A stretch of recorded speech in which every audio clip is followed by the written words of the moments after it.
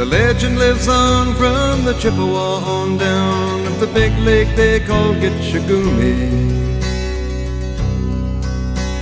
The lake, it is said, never gives up her dead when the skies of November turn gloomy. With a load of iron ore, 26,000 tons more than the Edmund Fitzgerald weighed empty. That good ship and true was a bone to be chewed when the gales of November came early. The ship was the pride of the American side, coming back from some mill in Wisconsin.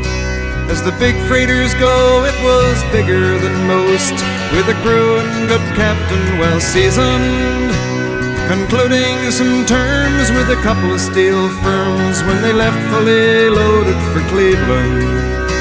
Then later that night when the ship's bell rang, could it be the north wind they'd been feeling?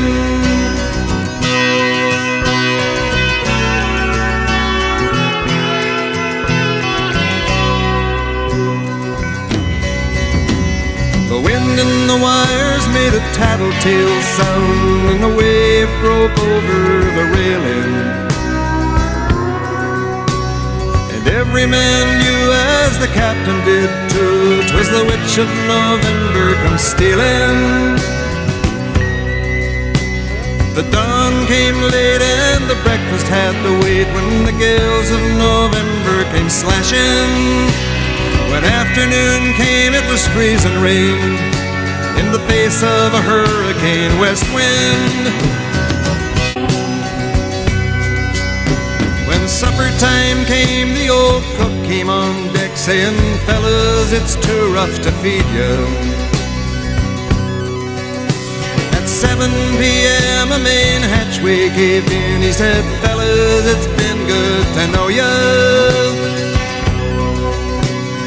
Captain wired in, he had water coming in, and the good ship and crew was in peril.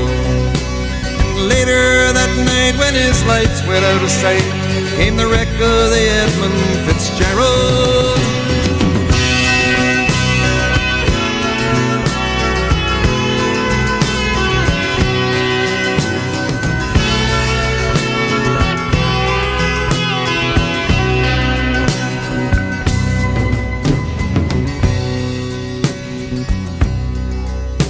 Does anyone know where the love of God goes when the waves turn the minutes to hours?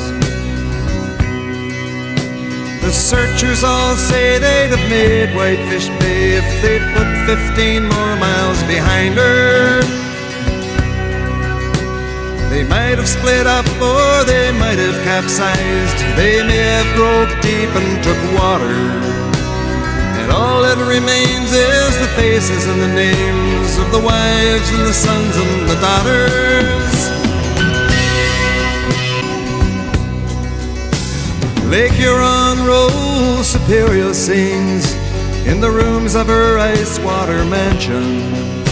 Old Michigan steams like a young man's dreams. The islands and bays are for sportsmen. Farther below, Lake Ontario takes in what Lake Erie can send her. And the iron boats go, as the mariners all know, with the gales of November, remember. In a musty old hall in Detroit they prayed in the Maritime Sailors' Cathedral. The church bell chimed till it rang 29 times for each man on the Edmund Fitzgerald. And the legend lives on from the Chippewa on down of the big lake they call Gitchagumi. Superior, they said, never gives up her dead when the gales of November come early.